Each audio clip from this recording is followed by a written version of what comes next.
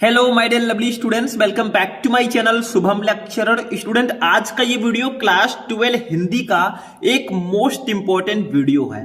तो जितने भी हमारे स्टूडेंट इस बार 12th में हैं और जो 22 फरवरी को हिंदी का पेपर देने जा रहे हैं, आज के इस वीडियो को शुरू से लेकर लास्ट तक देखना, क्योंकि आज मैं एक ऐसा टॉपिक लेकर आया हूं जो हिंदी में फिक्स होता है और आपके एग्जाम में 6 नंबर का आता है। तो अगर आप भी हिंदी में 6 नंबर पक्का करना चाहते हैं तो इस वीडियो को शुरू से लेकर लास्ट तक देख लेना। एक छोटा सा वीडियो है लेकिन दिखने में छोटा है, एग्जाम में 6 नंबर आपको दिलाएगा। क्योंकि आज के इस वीडियो में हम रस, छंद और अलंकार तीनों टॉपिक को हम एक ही वीडियो में पढ़ेंगे। हमारे हिंदी में 2 नंबर का रस आता है, 2 नंबर का छंद, 2 नंबर का अलंकार आता है, बट वहां पे एक एक ही आता है। हम इस वीडियो में जितने भी रस हैं, हास्य रस, करुण रस, वीर रस, छंद में चौपाई, दोहा, सोरठा, अलंकार में अनुप्रास, यमक, श्लेष, उपमा, उत्प्रेक्षा, सबको हम सिर्फ एक ही वीडियो में कवर करेंगे। देखो, एक वीडियो में तो आज हम आपका 6 नंबर कंप्लीट कराएंगे, वो भी ट्रिक से। मैं आपको इसको पढ़ने का, इसको याद करने का, इसकी परिभाषा और उदाहरण याद करने का मैं ट्रिक भी बताऊंगा। तो देखो, रस 2 नंबर, छंद 2 नंबर, अलंकार 2 नंबर, टोटल 6 नंबर आज मैं कंप्लीट कराऊंगा। छोटा सा वीडियो आपका 6 नंबर आपको दिलाकर जाएगा। तो टाइम वेस्ट नहीं करेंगे क्योंकि एग्जाम आ रहा है बहुत ज्यादा नजदीक। तो चलिए स्टार्ट करते हैं और पढ़ते हैं हम लोग रस, छंद, अलंकार को। अब देखिए स्टूडेंट, सबसे पहले हम लोग पढ़ेंगे रस को। जितने भी मोस्ट इंपॉर्टेंट रस हैं पहले उसको पढ़ेंगे, फिर छंद को पढ़ेंगे, उसके बाद हम अलंकार को पढ़ेंगे। अब देखिए, रस को अगर आप लोग देखें तो रस में एक ट्रिक है, बहुत सारे स्टूडेंट जानते होंगे। देखो, रस में सबसे पहले ट्रिक जो होता है वो अस्थाई भाव होता है। जैसे कोई भी रस है उसका अस्थाई भाव होता है। जैसे आपका हास्य रस है तो हास्य रस का अस्थाई भाव हास है, करुण रस का स्थायी भाव शोक है, और अगर वीर रस का स्थायी भाव देखें तो वो उत्साह होता है। ठीक है, तो इसी अस्थाई भाव, ये कोई मामूली चीज नहीं है, इसी से अभी हम परिभाषा लिखेंगे। ठीक है, जिसको जिसको अगर परिभाषा कोई दूसरा पता है तो आप उसको भी लिख सकते हैं, क्योंकि बोर्ड में जो होता है आपकी अलग अलग बुक में अगर देखेंगे तो डेफिनेशन थोड़ा बहुत अलग अलग होता है। ठीक है, बट मेरा डेफिनेशन अलग है। देखो, हास्य रस, सबसे पहले इसको पढ़ेंगे, इसकी परिभाषा कैसे बनाएंगे। देखो, अस्थाई भाव से ही हम परिभाषा बनाएंगे। देखो, सबसे पहला लाइन यही रहेगा, हास्य रस का स्थायी भाव हास है।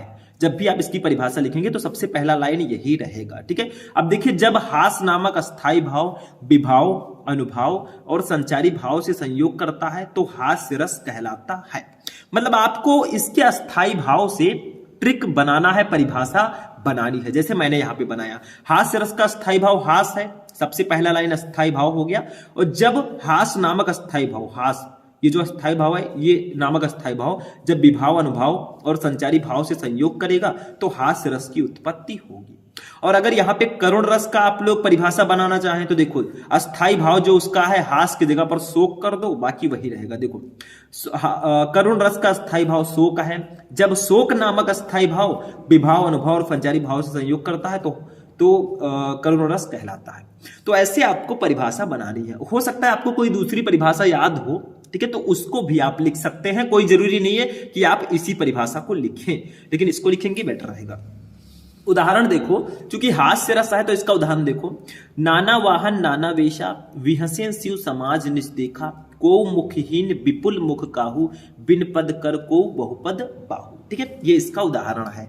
मतलब आपको परिभाषा और उदाहरण लिखना होता है, 2 नंबर आपको मिलेगा। ये जो पंक्तियां हैं, ये शिव जी जब शंकर भगवान जी का विवाह हो रहा था तब की ये पंक्तियां हैं।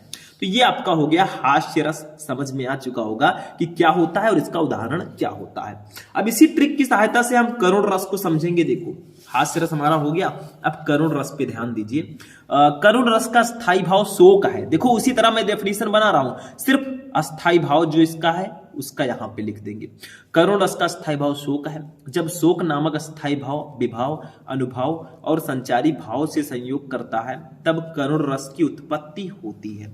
तो ये हो गया आपका करुण रस की परिभाषा। उदाहरण देखो क्या है, क्यों छलक रहा दुख मेरा, उषा की मृदु पलकों में, हाँ उलझ रहा सुख मेरा, संध्या की घन अलकों में। ठीक है, ये इसका उदाहरण है। करुण रस का। ठीक है, तो ऐसे ही आपको परिभाषा और उदाहरण लिखना होगा। मैंने ट्रिक बता दिया रस में, लेकिन रस में ट्रिक है, अभी छंद पढ़ेंगे उसमें ट्रिक मैं बताऊंगा कैसे आपको याद रखना है। टेंशन मत लीजिए, हम स्टेप बाय स्टेप सबको पढ़ेंगे और इस क्लास को देखने के बाद आपका 6 नंबर कंप्लीट हो जाएगा। ठीक है, देखो अब वीर रस को देख लेते हैं। 3 रस जो सबसे ज्यादा इंपॉर्टेंट है उसको मैं बताऊंगा आपको। वीर रस क्या है, वही डेफिनेशन आपको लिखना है। देखो, वीर रस का स्थायी भाव उत्साह है। वीर रस का स्थायी भाव उत्साह होता है जब उत्साह नामक स्थायी भाव विभाव, अनुभाव और संचारी भाव से संयोग करता है, तब वीर रस की उत्पत्ति होती है। उदाहरण देखो इसका, आपने सुना होगा कई बार, खूब लड़ी मर्दानी वो तो झांसी वाली रानी थी। इतना लिख दोगे, उदाहरण बहुत है।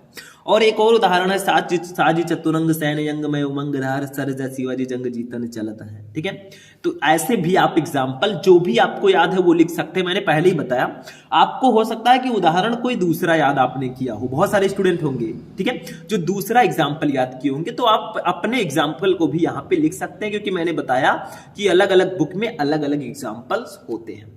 तो हमारा रस हो गया कंप्लीट। ठीक है, अब छंद पे चलते हैं। छंद में देखिए, सबसे पहले हम चौपाई को पढ़ेंगे। चौपाई नाम से स्पष्ट है, चौपाई मतलब जिसमें 4 चरण है। देखो, चौपाई सममात्रिक छंद है। देखो, इसमें आपको परिभाषा लिखना होता है, उदाहरण लिखना होता है और मात्राएं गिनना भी बताना होता है। तो चौपाई सममात्रिक छंद है, इसमें 4 चरण होते हैं। मतलब नाम से स्पष्ट है, चौपाई मतलब 4 पैर, 4 चरण होते हैं। ठीक है, और प्रत्येक चरण में 16-16 मात्राएं होती हैं। देखो, ये सममात्रिक छंद क्यों है, क्योंकि इसमें 4 चरण जो है, चारों में 16-16 मात्राएं हैं, बराबर मात्राएं हैं, तो ये सममात्रिक छंद होगा, मतलब समान मात्रा है इसमें। ठीक है, उदाहरण देखो मैंने यहाँ पे लिख रखा है, बंदव गुरु पद पदुम परागा, सुरुचि सुवास सरस अनुरागा, अमीय मूरिमय चूरन चारु, समन सकल भवरुज परिवारु। अब ये आपका एग्जाम्पल हो गया। इसमें जो मैंने एस की तरह ऐसे बनाया है, ये 2 मात्रा इसको कहा जाएगा। जो 1 की तरह सिंगल है वो सिंगल ही रहेगा। ठीक है, तो ये 1 हो गया आपका। अब देखिए, इसमें मात्राएं गिनना सीखिए। अगर किसी पे मात्रा लगी है, ओ ए आ, ठीक है, तो इसको आप लोगों को 2 देना है। जैसे देखो, बंदो, बा के ऊपर बिंदी है तो 2 हो जाएगा, दा अकेला है भैया तो 1 ही रहेगा, ऊ 1 रहेगा। ठीक है, गुरु, अब इसमें गा पर छोटाऊ का मात्रा है तो 1 रहेगा, रा पर भी छोटाऊ का मात्रा 1 रहेगा। ऐसे ऐसे आपको देखना। देखो, यहाँ पे रा पर बड़ा का मात्रा है तो 2 रहेगा, बड़ा का मात्रा होगा 2 रहेगा। ठीक है, तो 2 1 3 1 4 1 5 1 6 7 8 9 10 11 12 2 14 2 16। तो देखिए, पहले चरण में 16 हो गया, पूरे चारों चरण में 16-16 होना चाहिए। देखो, दूसरे में 1 1 2 1 3 1 4 2 6 1 7 1 8 1 9 1 10 1 11 1 12 2 14 2 16। दूसरे में भी 16 है, आप गिन लीजिए, एग्जाम्पल समझिए। देखो, इसमें 1 1 2 1 3 1 2 5 1 6 1 7 1 8 2 10 1 11 1 12 2 14 2 16। इसमें भी 16 है। देखो, यहाँ पे फुल स्टॉप लगा है, इसके उधर का ही गिनिएगा। 4 चरण है इसमें देखिए, 1 1 2 1 3 1 4 1 5 1 6 1 7 8 9 10 11 12 2 14 2 16। तो देखिए, यहाँ पे हर एक चरण में 16-16 मात्राएं हैं, तो ये चौपाई होगा। ठीक है, समझ में आ गया मेरा एग्जाम्पल। अगर ये एग्जाम्पल याद हो रहा है तो कर लो भैया, नहीं याद हो रहा है तो दूसरा याद है उसको भी लिख सकते हैं। मात्रा सही से गिनना, नहीं तो नंबर कट हो जाएगा। तो चौपाई हमारा हो गया कंप्लीट। आपको सिर्फ परिभाषा, उदाहरण और मात्रा गिनना सिखाना होता है। अब दोहा पे आते हैं हम लोग। दोहा आपने सुना होगा, कबीरदास जी के दोहे भी सुने होंगे। तो दोहा अर्ध सममात्रिक छंद है, इसमें 4 चरण होता है। इसके पहले और तीसरे चरण में 13-13 मात्राएं और दूसरे तथा चौथे चरण में 11-11 मात्राएं होती हैं। मतलब दोहा जो है ये अर्ध सममात्रिक छंद है, मतलब इसमें चरण तो 4 होंगे लेकिन चारों में बराबर मात्राएं नहीं होंगी, तो ये सममात्रिक नहीं है, ये अर्ध सममात्रिक होगा। इसके पहले और तीसरे चरण में 13-13 मात्रा होगी और दूसरे तथा चौथे चरण में 11-11 होंगी। जैसे देखो, आपका एग्जाम्पल है, मेरी भव बाधा हरो राधा नागरी छुई, जातन की झाई परे श्याम हरित दुत हुई। ठीक है, ये आपका एग्जाम्पल है। इसमें देखिए, ये पहला चरण है, ये दूसरा, ये तीसरा, ये चौथा है। तो पहले और तीसरे में 13-13 रहेंगी, दूसरे और चौथे में 11-11 रहेगा। देखो, 2 1 2 4 1 5 1 6 2 8 2 10 11 2 13। ठीक है, पहले में 13 हो गया, अब तीसरे में भी 13 होना चाहिए। देखो, 2 1 3 1 4 2 6 2 8 2 10 11 2 13। तो पहले और तीसरे में 13-13 हो गई, दूसरे और चौथे में 11-11 होंगी। देखो, 2 2 4 2 6 1 7 1 8 2 10 11 और इसमें भी 2 1 3 1 4 1 5 1 6 1 7 1 8 2 10 11। तो पहले तीसरे में 13-13, दूसरे और चौथे में 11-11, तो ये होगा दोहा। वही मैंने बताया, दोहा अर्धसमात्रिक छंद है, इसमें 4 चरण होते हैं। इसके पहले और तीसरे चरण में 13 मात्राएं और दूसरे तथा चौथे चरण में 11 मात्राएं होती हैं। तो ये आपका एग्जाम्पल हो गया। मैंने पूरा समझाने का आपको प्रयास किया, समय कम है, एग्जाम आ गया है, तो आपको अच्छे से समझना होगा, ठीक है, थोड़ा अच्छे से फास्टली काम करना होगा, स्मार्टली। आप सोल्ठा पे आते हैं। देखो सोल्ठा जो है ये दोहा का उल्टा होता है, मतलब इसमें पहले और तीसरे में 11 होंगी, दूसरे और चौथे में 13 होंगी। देखो समझो, सोरठा अर्धसमात्रिक छंद है, इसमें 4 चरण होते हैं। इसके पहले और तीसरे चरण में 11 मात्राएं तथा दूसरे और चौथे चरण में 13 मात्राएं होती हैं। मतलब इसमें पहले और तीसरे में 11, दूसरे और चौथे चरण में 13। ये दोहे का उल्टा होता है। उदाहरण देखो, उदाहरण है राम स्वरूप तुम्हार, बयन अगोचर बुद्धि पर, अविगत अकथ अपार, नेत नेत नित निगम कहे। ठीक है, ये आपका एग्जाम्पल यानी कि उदाहरण हो जाएगा। अब आप लोग कहेंगे सर जी मात्राएं गिनिए, पहले और तीसरे में 11, दूसरे और चौथे में 13 हैं या नहीं है। देखो 2 1 3 1 4 2 6 1 7 1 8 2 10 11, पहले में 11 हो गया। तीसरे में देखो 1 1 2 1 3 1 4 1 5 6 7 1 8 2 10 11, तो पहले तीसरे में 11 हो गई, दूसरे और चौथे में 13 होना चाहिए। देखो 1 1 2 1 3 1 4 2 6 1 7 1 8 1 9 2 11 1 12 1 13। इसमें देखिए 2 1 3 2 5 1 6 1 7 1 8 1 9 1 10 1 11 1 12 1 13। तो ये आपका हो जाएगा क्या, सोल्ठा। मतलब पहले और तीसरे में 11, दूसरे और चौथे में 13 मात्राएं होंगी, ये होगा सोल्ठा। ठीक है, अब हम लोग चलेंगे, छंद हमारा हो चुका है। इसमें मैंने आपको 3 बताया, दोहा, सोल्ठा, चौपाई, यही 3 ज्यादातर आते हैं। एक कुंडलियां पढ़ लीजिएगा अगर आप पढ़ पाए तो। अब अलंकार पे चलते हैं। अलंकार में मैं आपको 4-5 अलंकार बताऊंगा भाई, क्योंकि अलंकार मेरे अकॉर्डिंग काफी ज्यादा इंपॉर्टेंट है और इसमें कई अलंकार हैं। देखो सबसे पहले हम अनुप्रास अलंकार को पढ़ेंगे, बहुत इजी है, आप लोग बहुत छोटे छोटे थे तब से ये पढ़ते आ रहे हैं, हिंदी मीडियम वालों को पता होगा। देखो वो अलंकार जिसमें समान वर्णों की बार बार आवृत्ति हो, अनुप्रास अलंकार कहलाता है। यानी कि अनुप्रास अलंकार एक ऐसा अलंकार है जिसमें समान वर्ण की बार बार आवृत्ति हो, ऐसी पंक्तियों में अनुप्रास अलंकार होगा। जैसे उदाहरण देखो, चारु चंद्र की चंचल किरणें खेल रही थी जलथल में। उदाहरण तो आपने लिख दिया, लेकिन इसमें एक स्पष्टीकरण छोटा सा लिखना होगा। स्पष्टीकरण लिखने से आपका स्पष्ट हो जाएगा कि आखिर इसमें किस वर्ण की बार बार आवृत्ति हुई है और आखिर यहाँ पे अनुप्रास अलंकार क्यों है, ये स्पष्टीकरण में लिखना होगा।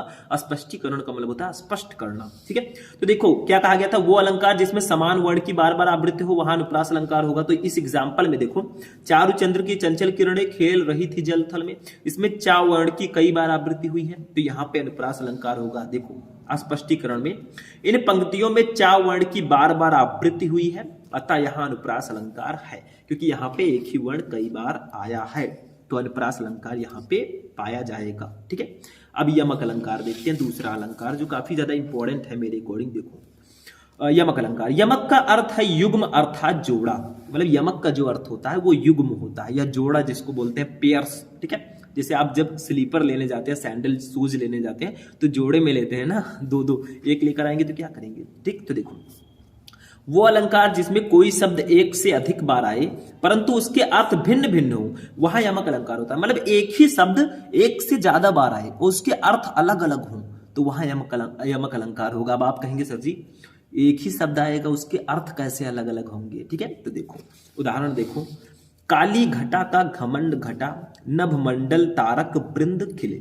इसमें देखो घटा शब्द 2 बार आया है, एक यहाँ पे एक यहाँ पे, और दोनों का अर्थ अलग अलग है। काली घटा का घमंड घटा मतलब काले बादल, यहाँ पे घटा का मतलब है बादल। ठीक है, तो काले बादल का घमंड घटा, इस घटा का मतलब है कम हो गया। तो देखो एक ही शब्द 2 बार आया है लेकिन दोनों के अर्थ भिन्न भिन्न है। इसका मतलब बादल, इसका मतलब घट गया या कम हो गया। नभ मंडल तारक वृंद खिले। स्पष्टीकरण देखो, इस उदाहरण में घटा शब्द 2 बार आया है और दोनों स्थानों पर इसका अर्थ भिन्न है। जैसे फर्स्ट है घटा, इसका मतलब बादल है, इस वाले घटा का मतलब, इस घटा का मतलब घट गया या कम हो गया, इसीलिए कहा गया था युग्म या जोड़ा। मतलब एक से ज्यादा बार आएगा और इसके अर्थ भी अलग अलग होंगे, तो यहाँ पे यमक अलंकार होगा। समझ में आ गया, आना चाहिए, सिंपल सा है। ठीक है, नेक्स्ट हम लोग देखेंगे अलंकार, इनका नाम है रूपक अलंकार। ठीक है, रूपक अलंकार में क्या है, देखो जहां उपमेय में उपमान का अभेद रूप से आरोप किया जाए वहां रूपक अलंकार होता है। मतलब जहां उपमेय में उपमान का हम अभेद रूप से आरोप करें वहां पे रूपक अलंकार होगा। अब आप कहेंगे सर जी उपमेय क्या है, उपमान क्या है? देखो, उपमेय वो होता है जिसकी तुलना की जाए, ठीक है, और उपमान वो होता है जिससे तुलना की जाए। जैसे हम और आप सामने सामने खड़े हैं तो जिसकी तुलना की जाएगी वो उपमेय होगा। जैसे मेरी तुलना की जा रही है तो मैं उपमेय हूं। अब किससे की जा रही है? आपसे, तो आप उपमान है। उदाहरण देखो, चरण कमल बंदो हरिराई, यानी कि चरण कमल बंदो हरिराई, मतलब श्री कृष्ण जी के, हरि जी के कमल चरण जो है वो कमल के समान है। तो यहां पे चरण की तुलना कमल से की गई है। तो देखो यहां पे उपमेय क्या होगा? चरण होगा, क्योंकि जिसकी तुलना की जाए वो उपमेय होगा। तो चरण की तुलना की जा रही है तो ये उपमेय है, उपमान। जिससे तुलना की जाए, देखो इनके चरण की तुलना कमल से की जा रही है तो जिससे की जाएगी वो उपमान होगा। मैंने बताया, देखो उपमेय जिसकी तुलना की जाए, तो यहां पे चरण की तुलना की जा रही है, ये उपमेय है। जिससे की जाए कमल से की जा रही है तो ये उपमान है, ठीक है। नेक्स्ट देखते हैं, एक और काफी इंपॉर्टेंट अलंकार है, इसको भी जानना बेहद ज्यादा जरूरी है। इनका नाम है उपमा अलंकार, ठीक है। फिगर आप स्पीच आप लोग पढ़े होंगे ना, तो उपमा अलंकार देखो क्या है, इसको समझो। जब किन्हीं दो वस्तुओं के गुण, आकृति, स्वभाव आदि में समानता दिखाया जाए या दो भिन्न वस्तुओं की तुलना की जाए, वह उपमा अलंकार होता है। मतलब जब आप दो भिन्न वस्तुओं के गुण, उनकी आकृति और उनके स्वभाव में समानता दिखाएं या फिर दो भिन्न वस्तुओं की तुलना करें तो वहां पे उपमा अलंकार होगा। उदाहरण देखो, हरिपद कोमल कमल से, मतलब हरि जी का जो पैर है वो कमल के समान कोमल है। इसको आपको इस क्यों, अब देखिए यहां पे उपमा क्या है, हरिपद कोमल कमल से, कृष्ण जी के पैर कमल के समान कोमल है। तो यहां पे उपमेय क्या होगा? हरिपद। हरिपद क्यों? क्योंकि कृष्ण जी का पैर वही तो है, तो ये आपका उपमेय होगा। उपमान क्या होगा? कमल होगा, क्योंकि कमल से तुलना की जा रही है। तो देखो उपमेय स्पष्टीकरण लिखेंगे, उपमेय हरिपद है मतलब हरि जी का पैर, उपमान है कमल, साधारण धर्म है कोमल, मतलब एक क्वालिटी जो बताई जा रही है कोमल है तो ये साधारण धर्म है। वाचक शब्द है से, क्योंकि इसी के द्वारा इनकी क्वालिटी को बताया जा रहा है, ठीक है। तो ये आपका हो जाएगा स्पष्टीकरण, ठीक है। एक और अलंकार हम पढ़ लेते हैं, उत्प्रेक्षा अलंकार। इसमें देखो, जहां उपमेय में उपमान की संभावना की जाए वहां उत्प्रेक्षा अलंकार होता है, मतलब यहां पे संभावना की जाएगी। जहां उपमेय में उपमान की संभावना की जाएगी वहां पे उत्प्रेक्षा अलंकार होगा। उदाहरण देख लेते हैं, सोहत ओढ़े पीत तुपटु, श्याम शलोने गात, मनो नीलमणि शैल पर आतपि पर्यो प्रभात, ठीक है। ये आपका उदाहरण हो जाएगा, मतलब सोहत ओढ़े पीठ पटु, श्याम शलोने गात, मनो नीलमणि शैल पर आतपि पर्यो प्रभात। यहाँ पे उपमेय में उपमान की संभावना की जा रही है। देखो स्पष्टीकरण, यहाँ श्री कृष्ण के श्याम गात में नीलमणि शैल की तथा पीतुपट में प्रभात के आतप धूप की संभावना की जा रही है, इसलिए यहाँ पे उत्प्रेक्षा अलंकार है, ठीक है। तो ये आपका अलंकार भी फिनिश हो चुका है।